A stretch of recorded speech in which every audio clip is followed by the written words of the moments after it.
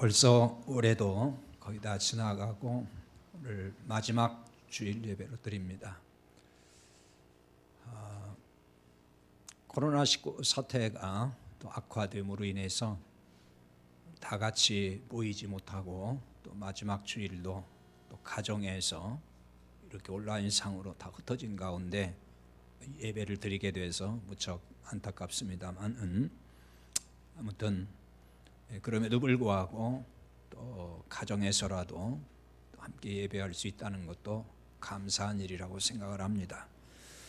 올 한 해 동안 이렇게 빨리 지나갔습니다마는 한 해를 사시면서 여러분은 얼마나 기쁘게 사셨습니까?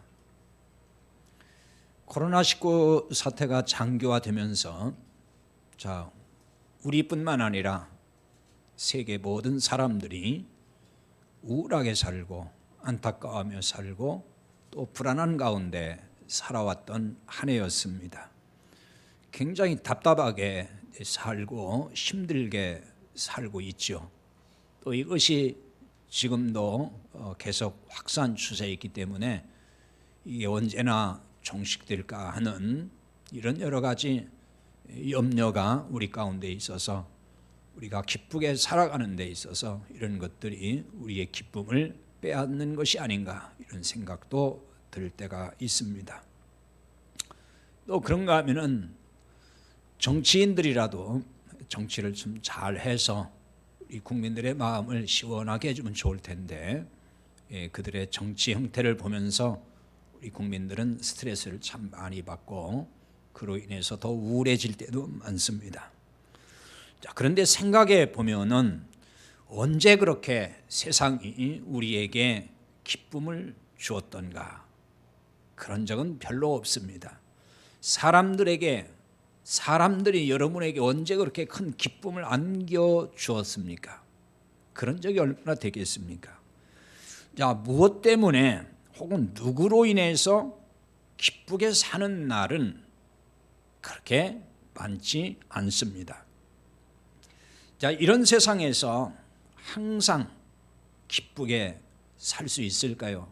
쉽지 않은 일이죠.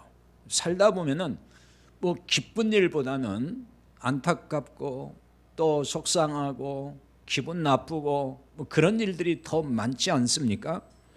그런데 성경은 우리에게 늘 기뻐하며 살라고 말씀을 하십니다. 항상 기뻐하라고 합니다.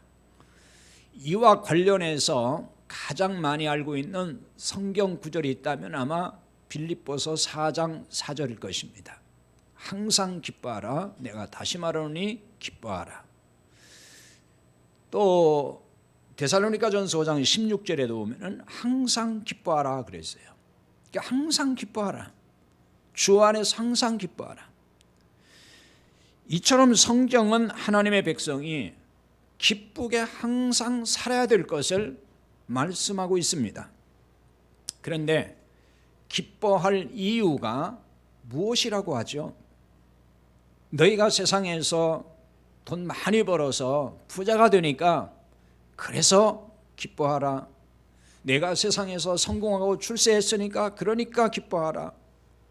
내 자식이 잘 됐으니까 기뻐하라. 또 아니면 내 하고 싶은 대로 뜻대로 잘 됐으니까 기뻐하라. 성경이 그런 걸 가지고 그러니까 기뻐하라 이렇게 말씀을 할까요?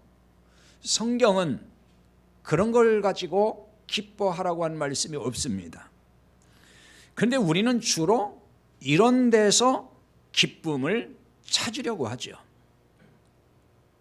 그리고 다 그런 걸로 인해서 기뻐하고 슬퍼하고 그걸로 인해서 힘이 났다가 그런 것 때문에 또 힘이 떨어졌다가 이렇게 되지요.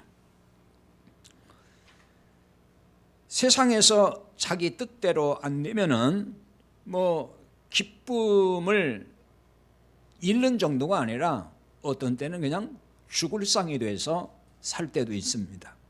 그렇다면 성경에서 하나님의 백성이 기뻐할 이유가 무엇이라고 할까요? 무엇 때문에 항상 기뻐해야 된다라고 말씀을 할까요? 오늘은 스바냐서를 통해서 오늘 본문에 읽은 이 말씀을 통해서 기뻐할 이유를 살펴보면서 함께 은혜를 나누었으면 좋겠습니다. 스바냐 선지자가 활동하던 시대에는 기뻐할 일이 전혀 없었던 그런 세상이었습니다. 스바냐 이 선지자는 남유다 요시야 왕 시대에 활동했던 것으로 스바냐서 1장 1절에 보면 알 수 있습니다. 요시야 왕 때에 활동을 했는데 이 요시야 왕은 8살의 왕이 된 사람입니다. 그리고 31년 동안 나라를 다스렸어요. 요시야 왕은 개혁적인 왕이었습니다. 왕이 된 지 8년이 되면서 우상을 제거하면서 개혁을 단행합니다. 성전을 다시 정화시키고 예배를 회복시키는 이런 개혁운동을 합니다. 아마도 스바냐서의 상황은 요시야가 개혁을 단행하기 이전으로 보입니다. 그러니까 이때는 어떤 때냐면은 북이스라엘은 이미 아수르에 의해서 패망한 후입니다. 남쪽 유다는 히스기야 왕이 또 개혁적인 왕이었는데 개혁을 했지만은 그 뒤에 왕들이 그 개혁을 다 그냥 허무하게 만들어 버렸어요. 원점으로 돌리고 말았습니다.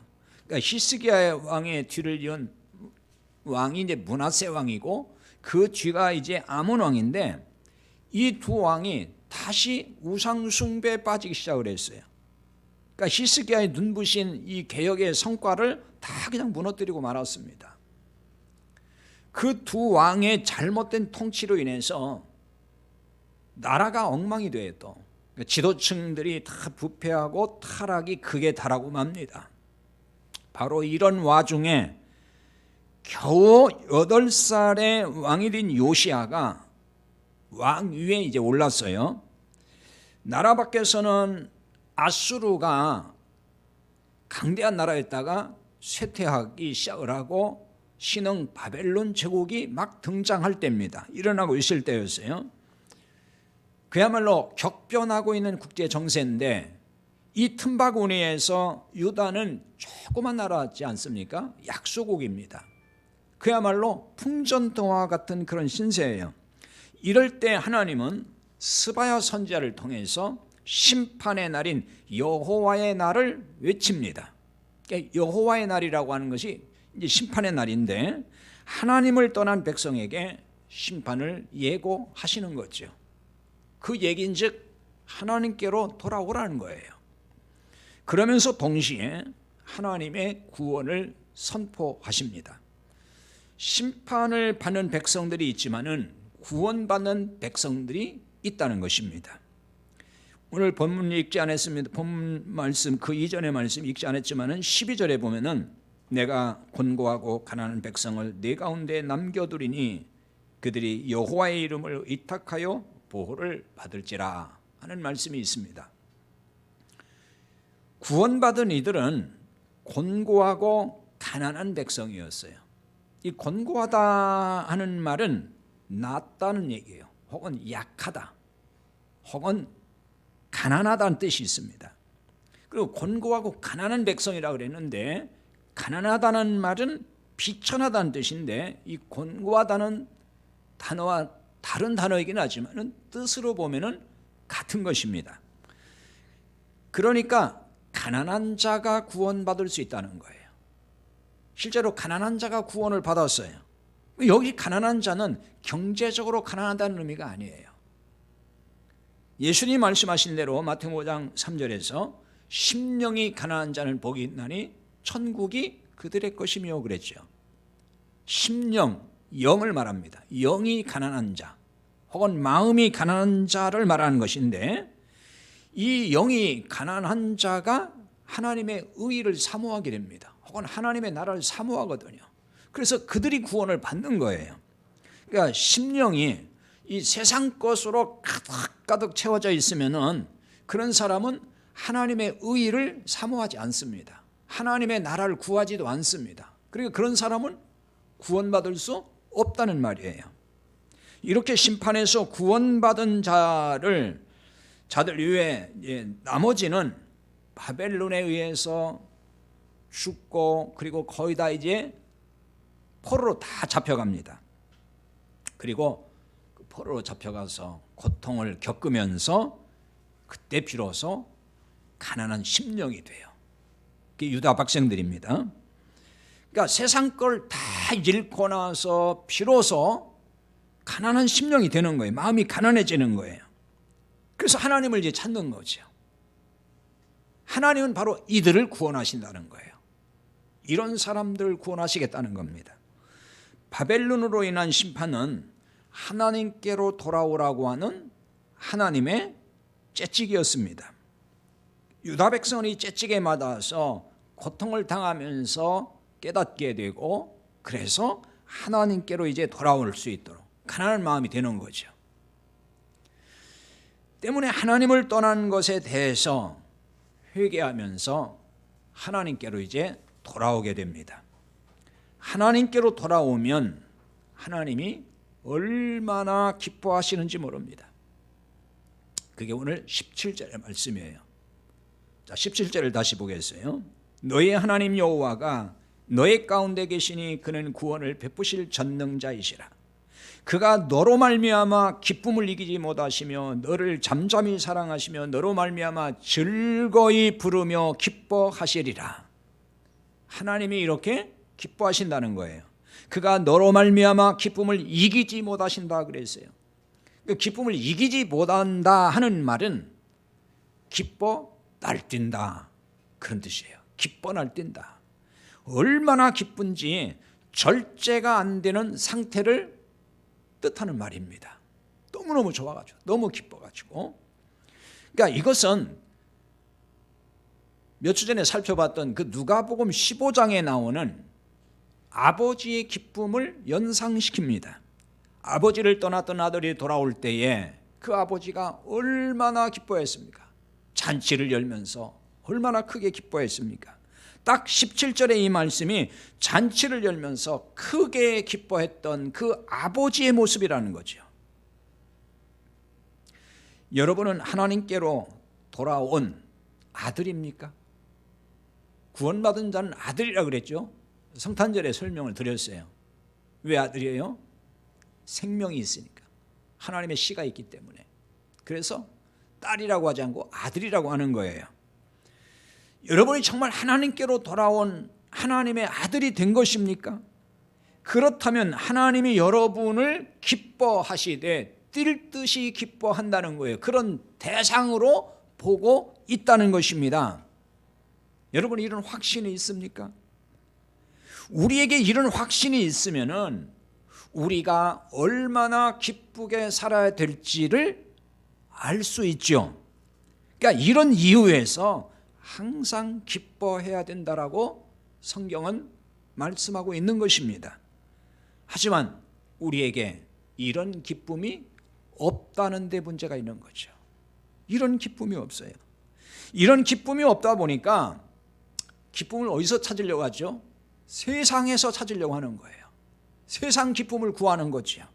그래서 육신의 쾌락을 통해서 기쁨을 얻으려고 하고 술 한잔 마시면서 기쁨을 얻으려고 하고 오락을 하면서 기쁨을 얻으려고 하고 또 아니면 이 세상 것을 막 소유하는 그런 데서 기쁨을 얻으려고 하고 기쁨을 다 세상에서 찾으려고 해요. 그리고 사람들에게서 기쁨을 찾으려고 해요. 심지어 교회 와서도 사람에게서 기쁨을 구하고 있어요. 교회 왔는데 왜 나를 기쁘게 해주지 않느냐고 불평하는 사람들이 있단 말이에요. 왜 목사님은 우리를 기쁘게 해주지 않습니까? 목사가 무슨 코미디 개그맨 되기를 원하는 사람도 많아요. 뭐 설교가 딱딱하다느니 뭐 재미가 없다느니 여기서 코미디 하기를 바라는 거예요. 그런 걸 통해서 뭔가 기쁨을 찾으려고 하는 거예요. 자, 그런데 왜 기쁨이 없을까요? 하나님이 과연 나를 보고 기뻐하실까에 대한 확신이 없다는 거예요. 하나님이 나를 보고서 정말 기뻐하실까? 이 확신이 없는 거예요. 그러니까 세상에서 사람에게서 뭔가 어떤 걸 통해서 자꾸 기쁨을 얻으려고 하는 거예요. 하나님이 과연 나를 기뻐하실까? 이 확신이 없는 이유가 뭘까요? 이런 이유는 자신이 자기를 보고 평가를 해도 떳떳하지 않은 구석이 많기 때문에 그런 거예요. 자기가 자기를 봐도 뭔가 떳떳하지 않은 게 참 많아요. 그러니까 성경이 보여주는 기준이 아니라도 자신이 세운 어떤 그 기준에 못 미친다는 거죠. 사람들은 자기 나름대로 어떤 기준을 가지고 살고 있어요. 예, 저도 마찬가지거든요. 저도 어떤 때 보면은 제가 세운 어떤 기준이 있어요. 아, 그래, 목사는 이런 목사가 돼야 되고, 이렇게 해야 되고, 이렇게 해야 되고, 그런 기준이 있어요. 그런데 제가 스스로 생각을 해봐도 그 기준에 못 미칠 때가 너무 많은 거예요. 목사로서 내가 목사로서 이 정도밖에 안 되나 이런 생각이 들 때도 많고요. 또 설교를 하고 나서도 이 설교를 내가 이 정도밖에 또 못했네 뭐 이런 생각이 들 때가 있어요. 그 기준에 못 미친다라고 하는 어떤 그 안타까움 혹은 거기에 실망, 심할 때는 낙심 뭐 이런 것들이 있단 말이에요. 그러니까 사람들이 다 자기 나름대로의 마음에 이렇게 어떤 기준이 있어요. 그러니까 신앙생활에 기준이 또 다 있어요. 자기가 가지고 있는 기준이. 근데 아무리 봐도 흡족하지 않아요. 여러분은 그렇게 생각 안 드십니까? 여러분 신앙생활에도 흡족한 생각이 듭니까? 나는 신앙생활 정말 잘하고 있어. 하나님이 나를 보면 엄청 기뻐하실 거야. 뭐 이런 생각이 듭니까? 그런 생각이 드는 사람 별로 없어요. 물론 어떤 사람들은 뭐 자기를 그 소위 과대평가를 해서 남들이 막 손가락질을 하는지도 모르고 엄청나게 막 자기 도취에 빠져가지고 뭐 이렇게 사는 사람도 뭐 간혹 있을지 모르겠습니다만은 보편적으로 대체적으로 많은 사람들은 그런 생각보다는 뭔가 이렇게 하나님 앞에서 내가 참 송구스럽다, 어떤 죄의식, 죄책감 뭐 이런 거 가지고 있잖아요. 기도할 때도 늘 그런 기도를 해요. 연말에 이렇게 또 예배드리고 그러다 보면 뭐 1년 동안 하나님 앞에 제가 한 것이 없네요. 뭐 연초에 뭐 이런 약속을 드렸는데 제가 뭐 한 것도 없고 뭐 너무나 죄스럽고 뭐 이런 기도를 하는 것이 뭐예요? 자기가 생각했던 기준에 너무 못 미쳐서 하나님 앞에 너무 부끄럽다는 거죠. 그런 생각 속에 많이 빠져 있어요. 그러니까 그 마음에 기쁨이 있겠어요, 없겠어요? 기쁨이 없죠. 근데 그러면서 기뻐할 사람이 어디 있겠냐고요. 기쁨이 없지. 그러니까 대부분은 자신을 죄인으로 생각을 한다는 거죠. 뭔가 하나님의 기대에 미치지 못하고 있는 참 너무 부족한 그런 죄인이다. 그 기도할 때마다 이 죄인이 그렇게 기도하는 교인들이 많이 있죠. 그러니까 기쁨이 아니라 마음이 무거운 거예요. 마음이 무겁잖아요. 그런 마음이 내 마음에 가득 채워지면은 늘 그런 것이 아닐지라도 한 번씩 자기 자신을 돌아보면은 마음이 편치 않습니다. 결국 이런 현상은 자신의 행위를 의지하고 있다는 뜻이 되는 거예요. 자신의 행위를 보면은 당당해질 수 있는 사람이 누가 있을까요? 자기 행위를 보고서 하나님 앞에 떳떳하게 하나님 저 이렇게 정말 잘했죠 뭐 이렇게 당당할 수 있는 사람이 누가 있겠냔 말이에요. 하나님 앞에서는 아무도 그럴 처지가 안 되는 거예요, 사실은. 그러므로 깨달아야 되고 믿어야 될 것이 있어요. 그것은 하나님이 내 죄를 기억조차 하지 않으신다는 것. 그걸 우리가 잊지 말아야 돼요. 물론 전제가 하나 있습니다. 하나님께 돌이켜 하나님께 돌아와서 주를 믿음으로 구원을 받은 자이어야 합니다. 그런 사람들은 하나님이 내 죄를 기억지도 않는다고 하는 그 믿음과 확신이 있어야 됩니다. 그러니까 이런 사람을 회개한 사람이라고 하는 거예요. 날마다 뭐 자질구레한 거 하나씩 뭐 또 잘못된 거 이거 다 고백해서 뭐 용서받아야 그게 회개라는 게 아니에요. 하나님께 돌아와서 모든 죄가 다 이제 사해지고 구원받은 하나님의 사람이냐는 거예요. 그게 회개한 거예요. 이런 사람에 대해서 이렇게 하나님께 온전히 돌아와서 모든 죄가 용서된 사람에 대해서 그게 누구예요? 그게 구원받은 사람인 거예요. 그런 사람에 대해서는 정죄하지 않는다 그랬잖아요. 성탄절의 말씀을 드렸어요. 로마서 8장 1절의 말씀, 성탄절에도 그 말씀을 드렸습니다. 이제 그리스도 예수 안에 있는 자에게는 결코 뭐가 없다 그랬죠? 정죄함이 없다 그랬어요. 죄인이라고 하지 않는다는 거예요. 그리스도 예수 안에 있으면 그게 구원받은 사람인 거예요.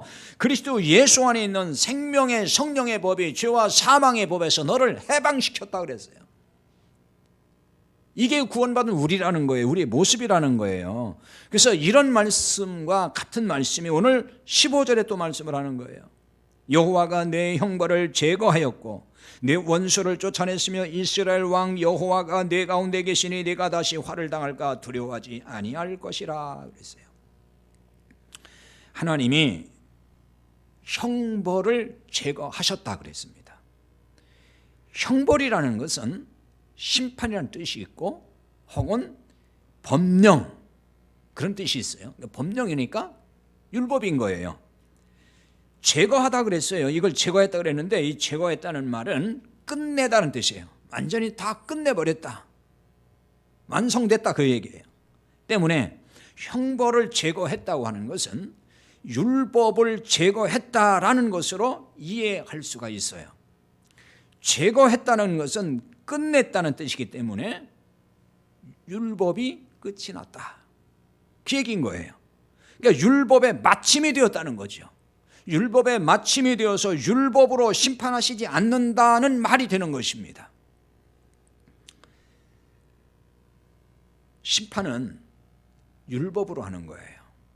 세상에서도 심판할 때 법으로 하잖아요.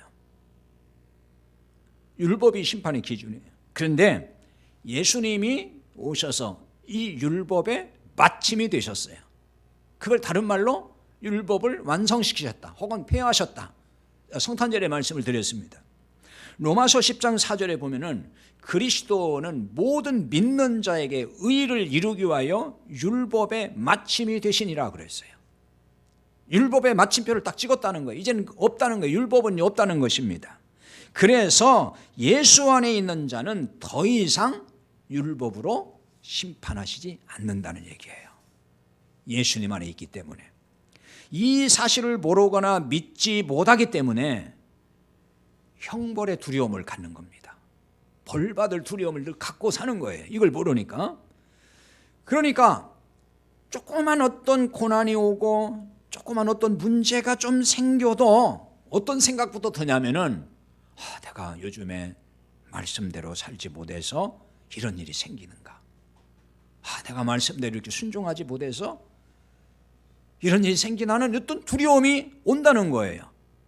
한국교회 신자들이 가장 많이 느끼는 두려움이 뭐예요? 내가 11조를 떼먹어서 이렇게 지금 내가 벌 받고 있나? 안식일을 범했기 때문에 내가 벌 받고 있나? 뭐 이런 생각들을 많이 하잖아요. 그러니까 그런 것들이 마음을 짓누르니까 기쁘게 살 수 있을까요? 살 수 없죠. 진짜 기쁨이 없는 거예요. 하나님은 우리의 행위를 보고 기뻐하시는 게 아니에요. 근데 우리는 우리 행위를 가지고 하나님 기뻐할 거라고 자꾸 생각을 하니까 그 문제가 생기는 거예요. 생각을 해보시라고요. 우리의 행위가 하나님을 기쁘시게 할 만큼 얼마나 잘하고 있을까요? 아무리 해도 우리 행위 가지고 하나님을 기쁘시게 할 수가 없어요. 얼마나 잘하면은 하나님이 기뻐하실까요? 하나님은 우리의 행위를 보고 기뻐하시는 게 아니에요. 예수 안에 있는 걸 보고 기뻐하시는 거예요. 예수 안에 있는 자를 기뻐하시는 거예요. 그래서 그리스도 안에 있기 때문에 율법을 이룬 자가 되는 거잖아요. 그래서 기뻐하시는 것이고 더 이상 형벌을 주시지 않는 거예요. 이걸 깨닫지 못하면 늘 마음이 불안한 거예요. 기쁨을 누리지 못하는 이유가 또 있습니다. 조그만 어려운 일이 발생을 해도 또 어떤 생각이 드냐면은 하나님이 나와 함께 하지 않는다라고 하는 의심이 생겨요. 혹은 하나님 나를 사랑하지 않는구나 이런 생각이 드는 거예요. 하나님은 항상 내 안에 계시는데도 불구하고 이를 믿지 못하니까 참 기쁨을 누리기 어렵습니다. 오늘 15절 하반절에 이렇게 말씀합니다. 이스라엘 왕 여호와가 내 가운데 계시니 내가 다시는 화를 당할까 두려워하지 아니할 것이라 그랬어요. 하나님이 내 가운데 계신다라고 했어요. 구원받은 사람에게는 하나님이 그 안에 계십니다. 성령으로 계시는 거예요. 성령 하나님, 성령을 우리에게 보내주심으로 성령으로 우리 안에 계시는 거예요. 그게 하나님이 함께 하시는 거예요. 그럼 고난이 있다, 힘든 일이 있다, 그럼 이것이 하나님이 내게서 떠났다는 증거가 되는 거냐? 그게 아니에요. 근데 우리는 어떤 고난이 오고 막 힘든 일을 겪으면은 하나님이 내게서 떠났다는 생각을 해요. 고난이 바로 하나님이 나를 떠났다는 증거로 자꾸만 생각을 하려고 하는 거예요. 그게 아닌 거예요.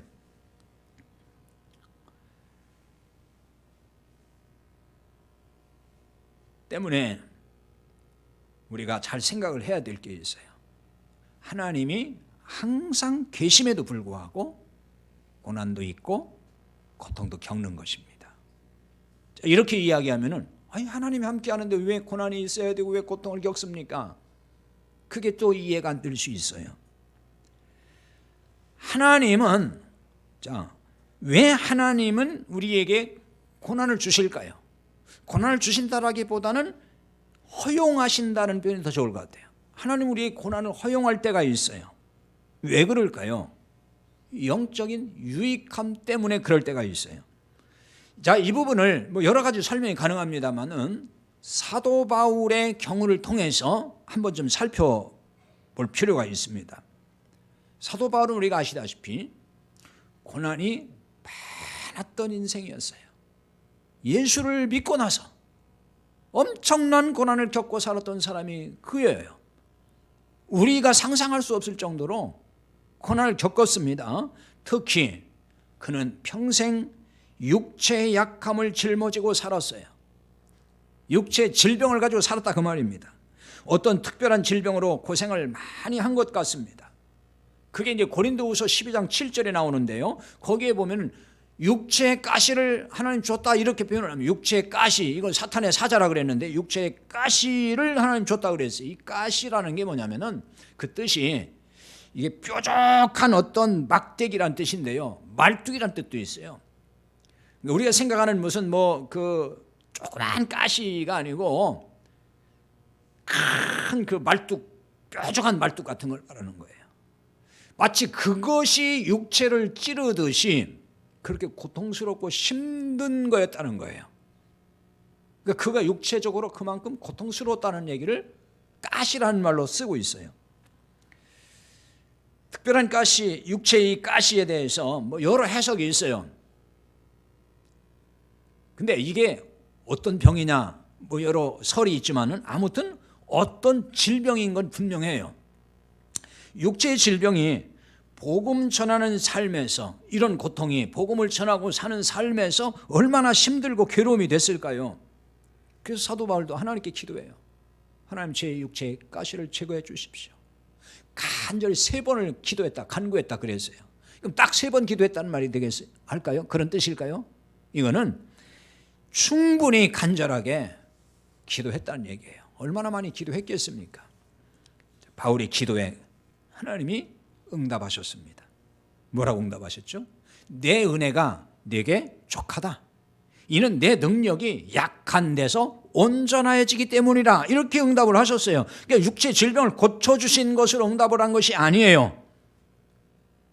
족한 줄로 알라. 이런 응답을 주셨습니다.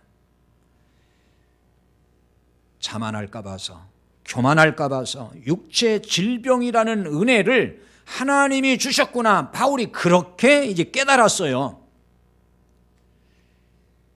약할 때 하나님의 능력이 온전하게 된다는 걸 깨달았습니다. 하나님이 약한 바울을 통해서 많은 능력을 하나님이 역사하셨어요. 아, 내가 약하기 때문에 하나님이 이런 능력을 주셨구나.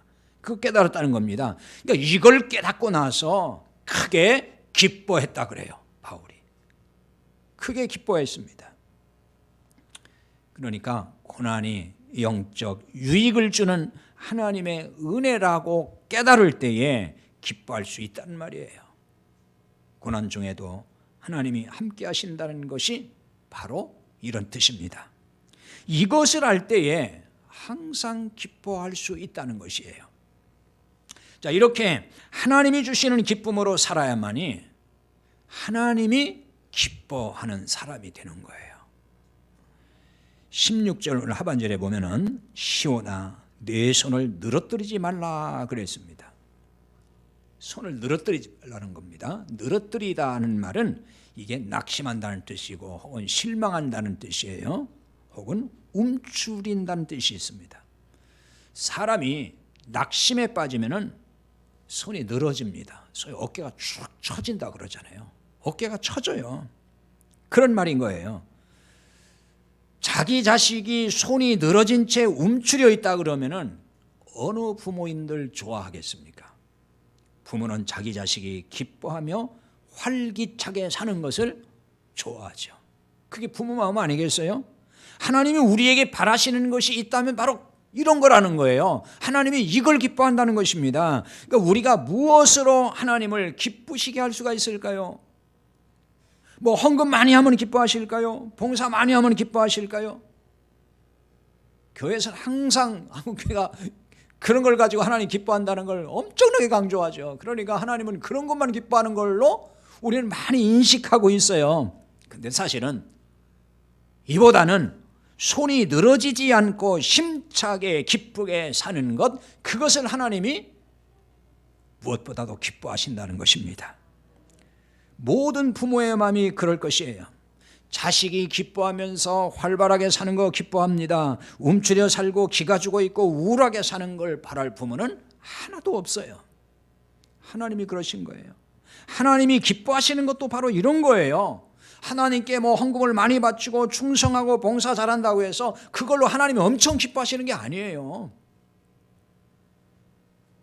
근데 사람들은 자꾸 거기에 강조점을 두려고 해요. 그걸로 기뻐하는 게 아닙니다. 근데 이런 얘기를 들으면 또 어떤 사람들은 헌금을 안 할지도 몰라요. 뭐 안 기뻐할 건데 못 알아바치냐. 잘 생각을 해야 돼요. 자, 하나님은 가난한 분이 아니시잖아요. 우주 만물이 하나님 거예요. 하나님이 무슨 뭐 가난해서 뭐 헌금 좀 바친다고 그거 가지고 막 감동하고 그러지 않아요. 하나님 무엇이든지 하실 수 있는 분이에요. 전능하신 분이에요. 하나님이 우리에게 정말 원하시고 기뻐하시는 것은 팔을 늘어뜨리지 않고 기쁘게 사는 거, 하나님이 그걸 기뻐하시는 것입니다. 따라서 우리가 기쁘게 살기 위해서는 하나님의 기쁨을 알아야 된다는 거예요. 하나님은 구원받은 우리를 기뻐하십니다. 하나님의 이 기쁨을 알면 무엇으로 기뻐해야 될지를 깨닫게 되겠죠. 현대 사회는 지금 소위 소셜 네트워크 시대죠. SNS가 엄청나게 발달되어 있는데 이 SNS상에 올라오는 글이라든지 동영상 같은 것을 참 많이 볼 수가 있죠. 사람들이 보고서 마음이 들면은 좋아요 표현하는 엄지척을 누르죠. 여러분도 그러죠? 그래서 이런 재미와 기쁨으로 사는 사람들이 아주 많다는 것입니다. 그런 막 재미를 느끼기 위해서 그 SNS상에다가 막 올려대는 거예요. 그러니까 막 이런 걸 저런 걸 막 올리고 별별 사진 다 올리고 동영상 다 올리고 심지어는 막 보면은 정말 해괴한 것도 다 올라오고 그래요. 그 사진 같은 거 동영상 보면 정말 이상한 것도 엄청나게 올리고 어떤 건 정말 엄청나게 웃기는 것도 올라오고 별게 다 올리거든요. 그러니까 이 자신이 SNS상에 글이나 동영상을 올리면은 사람들이 이제 반응을 보이잖아요. 여기에 팔로워가 많아지고 좋아요하는 사람이 많으면은 기분이 엄청 좋아진다는 거죠. 막 거기에 행복감을 느끼는 거예요. 자, 그런데 좋아요를 누르는 사람들 중에는 무조건 누르는 사람도 있어요. 여러분도 그럴 때 있지 않나요? 그러니까 친한 친구라든지 지인일 때는 그냥 보지도 않고 무조건 누를 때가 있다고요. 눌러놓고 보는 거죠. 아끼고 사랑하는 사람이나 아마 더 그럴 거예요. 그게 뭐죠? 내가 너를 응원한다고 하는 뜻도 있는 거예요. 그래서 그냥 무조건 이거 해주는 거예요. 이거 해주는 거예요. 여러분, 우리 하나님은 여러분의 팔로워이십니다.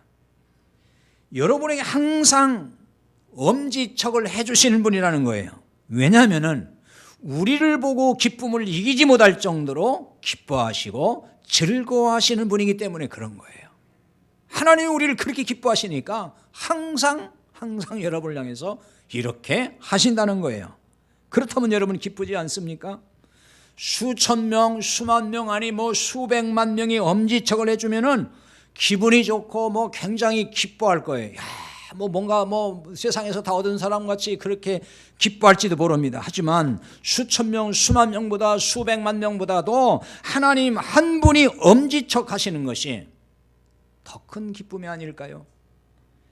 하나님은 우리가 부족하고 실수가 많고 연약함을 보여도 괜찮아, 이렇게 하시는 분이에요. 그게 하나님이신 거예요. 그리고 엄지척을 하시면서 항상 사랑한다고 하십니다. 그게 하나님이에요. 그래서 기쁨을 이기지 못한다는 게 그런 거예요. 그런 하나님께서 조금 잘못한다고 날마다 야단치고 화내고 성질내고 그럴 것 같아요? 아니라는 거예요. 항상 괜찮아. 여러분도 왜 그럴 때 있지 않습니까? 정말 사랑에 푹 빠지면은 실수를 하고 잘못해도 어떻게 해요?